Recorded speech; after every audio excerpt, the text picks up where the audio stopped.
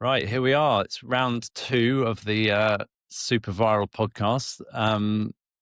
We're here with Fletch again, talking about training for Badwater and kind of running in general, and see how we get on. So we thought we'd kick off with just a quick summary of how's your week gone so far, Fletch? Well, we nearly finished it actually. So I'm glad it's going to be over. That's the tagline for this week. I'm glad it's nearly over. We've had yeah, a well, lot of stuff.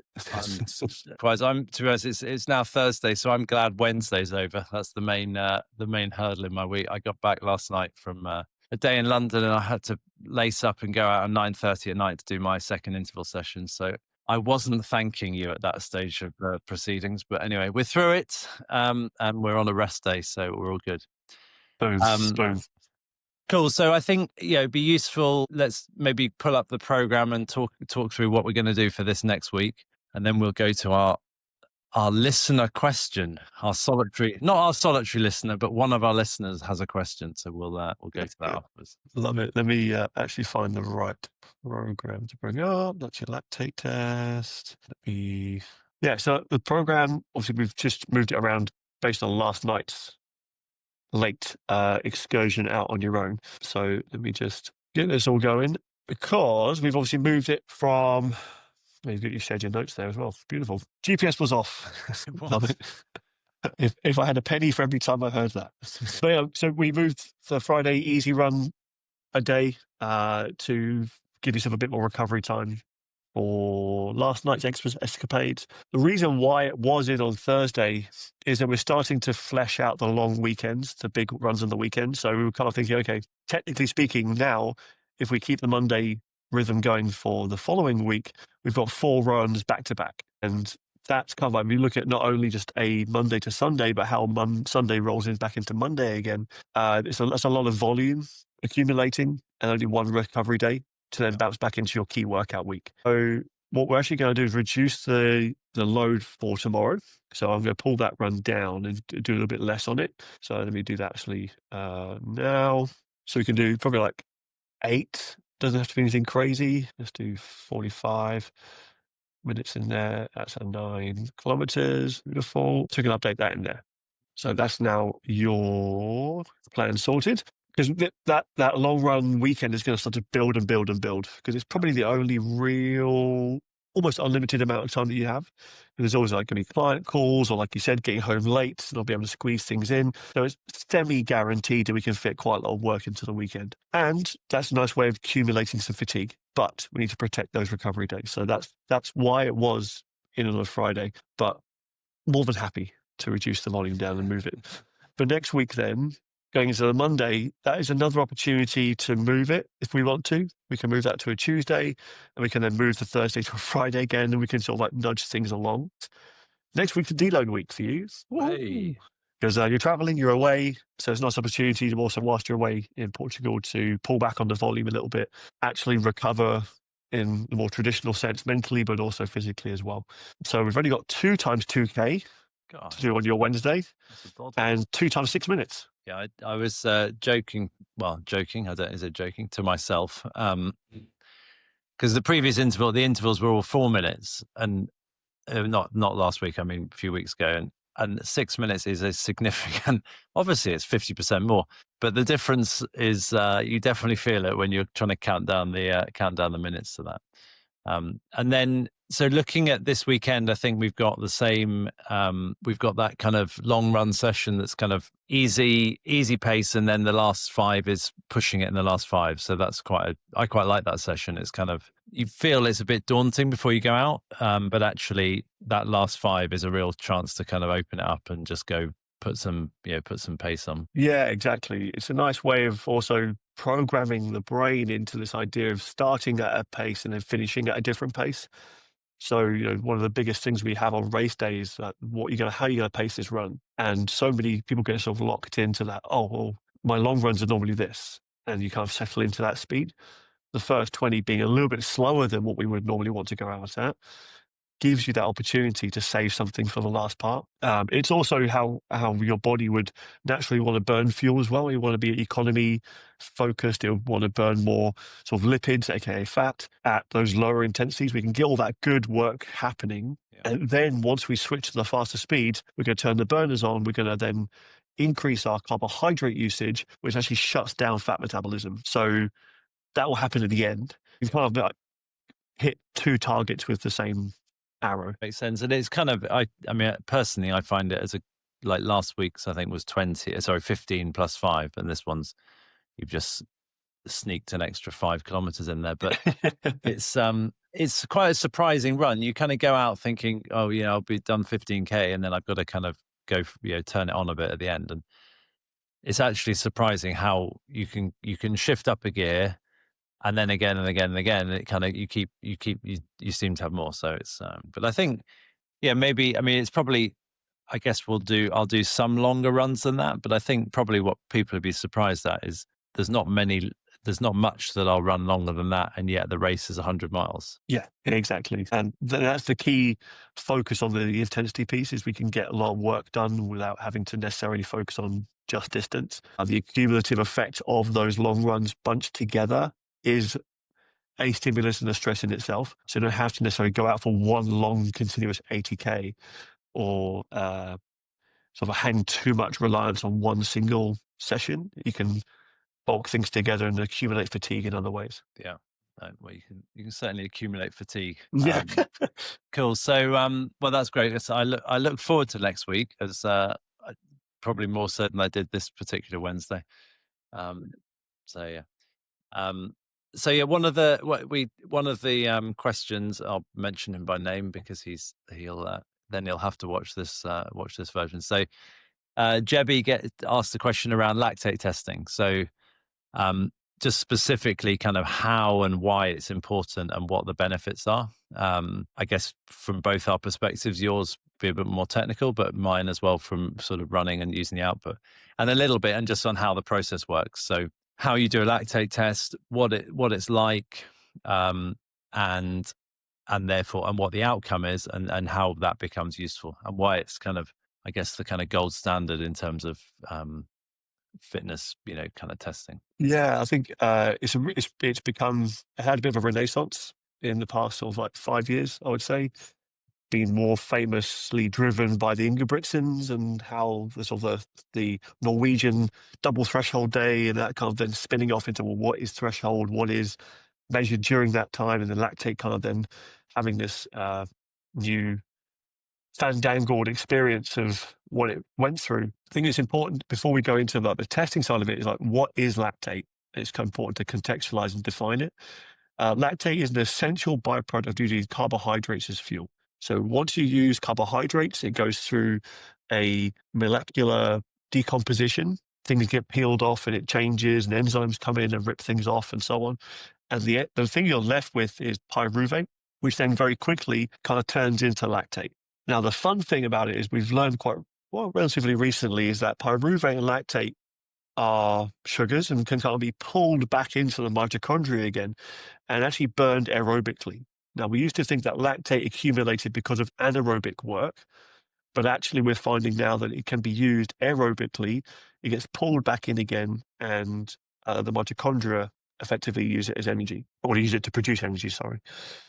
So what we're effectively doing with a lactate test is we're measuring the point in which the saturation of lactate within the muscle, the concentration of it, becomes high enough that it spills out into the capillary blood. So the blood vessels that are next to the muscle.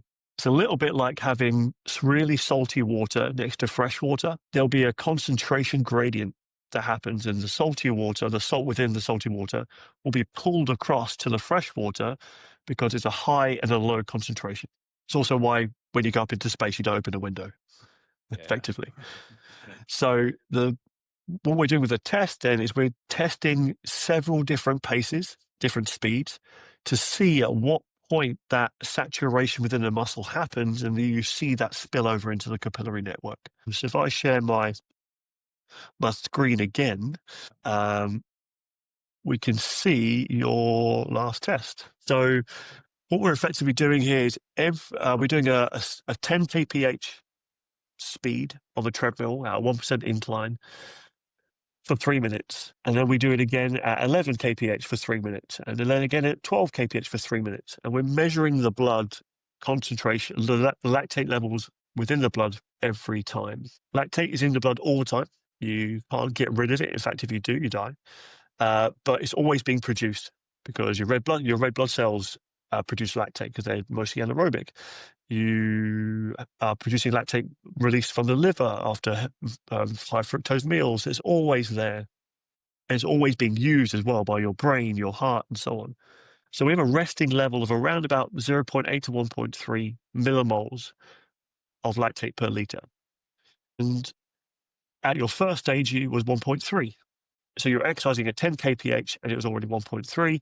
We can see it drop down to 0.9 after the second stage. Now, that's really important to understand that that's normal. That's actually a really good sign, is that the first stage, yeah, I'm normal. the first stage, You've just way, declared I'm normal. in this test, I'm sure other tests you would come up with in a different way. Yeah. But that drop actually shows that the muscles are now warmed up. They're mobilizing the enzymes within the mitochondria. They're pulling fuel in and they're burning it, including lactate. So initially, there was a bit of a surge. Now, all the muscles are working. They're pulling lactate in and it's not spilling out into the capillaries anymore. And you can see that that did it again for the second stage. But when we got to 13, we now see a hop and a skip up to 1.4. So it's gone from 0.8 to 1.4. That shows that the muscle now, or the muscle cell, has maximized its usage, and now suddenly it's spilling over. Right. Yeah. That highly correlates to marathon pace. That also highly correlates to what we're looking for in regards to a zone 2. Yep. So the buzzwords kind of then start to link around. Well, zone 2 is the point at which you're maximizing your fat utilization and starting now to switch over towards carbohydrate usage. So then we will look at the full profile and go, okay, well, actually, what's happening higher up? We see another shift, another big jump from 3.3 millimoles to now 6.1. So there's a huge leap in your concentrations there. That's showing that the rest of the body now has also maximized its capacity to use lactate as fuel. So your moving arms, for example, the heart, the brain, all those things have sort of suctioned out as much as they can. And now it's an exponential increase and fatigue is imminent. Yeah. Yeah. So, yeah, I mean, when you see it like this, it kind of makes sense. And then you think back to the test and you feel it. Like, I know you ask as I'm going along, you ask the kind of RPE score, like, how do I feel? And it does go, you're okay, you can feel it a bit, you feel it a bit. And you do just leap up and like, hang on, the next, stop. Yeah. And it's exactly kind of, that. well, there you go. You've got kind of 2, 3, 4, 5, 6, 7, 8, 9, 10. It's like, and then you leap. Yeah, it's interesting when you say, because I was going to say the pictures behind me, like way back when I was rowing, like lactate testing was a thing then. Like we all the rowers looked like they had sort of failed ear piercings because they were forever having, blood taken out of our ears. And it was such a kind of, it basically just set your level and you'd sit on the erg and you'd be like, right, you're on an hour at 1:45 or whatever. And you just got, and you kind of, that was it. You take the lactate and they'd set your level. And after a few weeks, you'd get given a new score. And it's exactly the same, the zone 2 equivalent. In that case, it was not a pace. It was a pace on the pace per 500, but it's a very kind of known process, right? It's been there forever. Yeah, exactly. I think so. The original science on lactate was actually sort of a semi misunderstanding, because what they effectively did was they put a frog's leg into a bath and electrocuted it at different rates to make it work, to make muscles work. And they measured that as the muscles worked harder, more lactate was produced. And then they were, oh, okay, well, high lactate levels would mean high amounts of fatigue. So it's the lactate that's causing the fatigue. But what we've recently found is, well, not even recently, relatively long time ago, we found that that's not the case. And actually, lactate has no effect on fatigue. It maybe is a signal that something is happening. The brain picks up on that signal. But what I was going to say was that that RPE being very linear, that's like 2, 3, 4, 5, 6, 7, 8, 9, 10, it just keeps on going up in a very predictable fashion. That highly correlates to the predictable fashion of VO2. So your oxygen consumption, you see it's pretty much a straight line there. It also is very highly correlated to the almost straight line of your heart rate as well. And so you can kind of see how all these things work in almost straight lines: heart rate, VO2, and your perception of effort. Therefore, when you're out there, that's why we ask you how hard you felt it was out of 5 or out of 10. So if you say it's about a 5, your body's really accurate. We can go, okay, well, that pace seems to be fluctuating around this sort of number. So heart rate and those things are almost as good as asking you, how do you feel? Yeah. Well, that's, I don't want to open the can of worms that is heart rate training, but the trouble, I think on these kind of, this kind of long distance stuff, you have a lot more time to think. It's not sort of, you're not flat out, and the RPE, the how do you feel RPE is a really good indicator, because you definitely are. Everything else can fluctuate quite a lot. As you do a long session, your heart rate will drift. As you get dehydrated, your heart rate will change. As you caffeine or not, all these variables come in. You can't really keep tabs on it all. You can't. That RPE is kind of really is a really useful score to kind of work to. But just what from your perspective for like training and training people and stuff, do you think, the lactate, as a lactate test, is it like a pretty, without it, is it quite hard to kind of set things correctly, or is it how useful is it as a kind of tool to start things off? Personally, I see it as an essential tool in order to start people off in the right manner, and also to track how things are going, to make decisions on where to pivot and where the intensity should be guiding, and what the lowest hanging fruit for training programming is. I see it as an essential tool. You obviously can do it without 100%, and we do, but it just involves a bit more guesswork and a bit more, let's just see how you feel, rather than it being forward thinking. You're retrospectively adjusting. Okay, that was too hard, or that was too easy. Let's move up a little bit. So there's a lot more trial and error associated with it. Obviously, if you've got data, you can go, okay, well, that makes sense logically, biologically, to put you at this speed, and we'll track how you progress over the next 3 months. And things can just start to work in a much more sort of data-driven way. The nice thing about it as well is it's a chance for education. It's a chance to learn about the power of how you feel, like you just said. I think people get locked into the idea that data is more accurate than the person. What we try and spin it around is going, actually, you are the data hub, and your brain is the most powerful computer still, hopefully, at the point, in the world. Oh, wow. Not for long. Better, better with caffeine, obviously, but it is measuring so many things that we can't measure with all these bits of kit that we have. So we correlate it. How do you feel versus what can we measure? And then we just start to go, okay, that long run you did, how did it feel?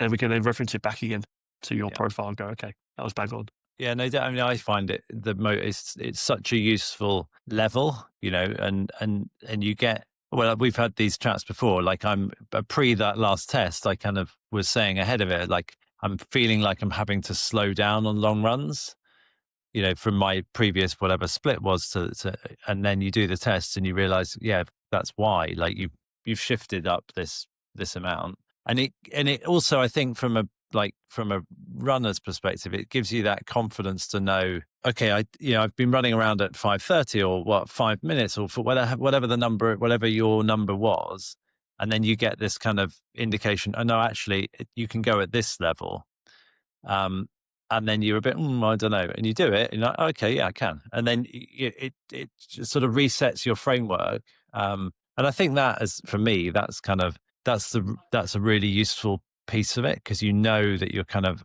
at the right level for that job, that session, or that whatever.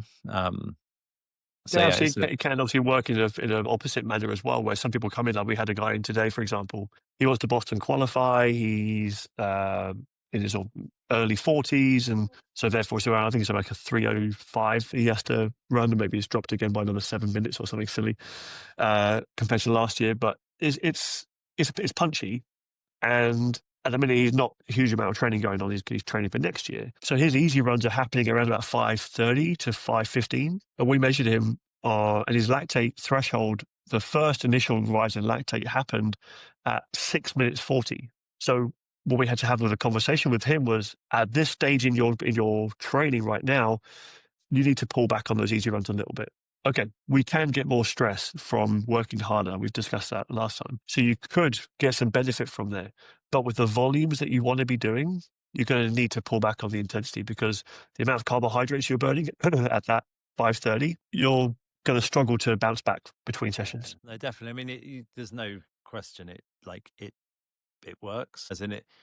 You kind of feel, you look at the week, and I get the program, and I look at it, and I think, oh god, that looks like the long run equivalent with the kind of hitting those faster splits. They're like hard sessions or hard periods, but none of it's kind of, well, it doesn't tip over. I'm not like, oh my god, I'm broken. I might have an opinion after my fourth 6 minute last night, thinking I'm going to have a word with Fletch, but that was, in a way, that was a life pressure, right? That wasn't the run. If I'd done that 3 hours earlier, I'd have felt fine, and it wouldn't have been quite as big a deal. And probably the snacks I had on the journey home didn't help. Or maybe they did, actually. Well, I don't know. I'm not sure a vegetable samosa is really the right pre-run. Maybe nutrition should be our next topic. But All right, yeah, let's do cool. that.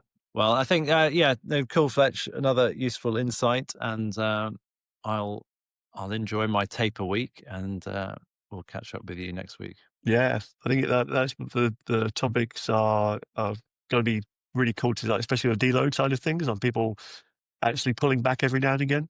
And sort of realizing their fitness is a key one. Yeah, well, it's so hard to remember that you grow, you grow and repair. That's when you get better, and it's like Yeah. it's so counterintuitive, and it doesn't. I think the mindset that you have to go and do these things, stopping, is really alien to the kind of type of approach that you have to take normally. It's like, normally you're pushing yourself to do something, and then sitting still or doing less is kind of a weird one. Anyway, I will take it take it gently next week. Good. I mean, coining a new slogan was no stress, no progress, but you have to rest. Right. Yeah. Okay, I'll Well, consider it. Well, I've got quite a punchy weekend to get through before I get that rest, so we'll see how we go. Yeah, you got to earn it still. Yeah, exactly. Nice All one. right, lovely. Okay, Fletch, catch you soon. Bye, mate. Cheers. Bye bye.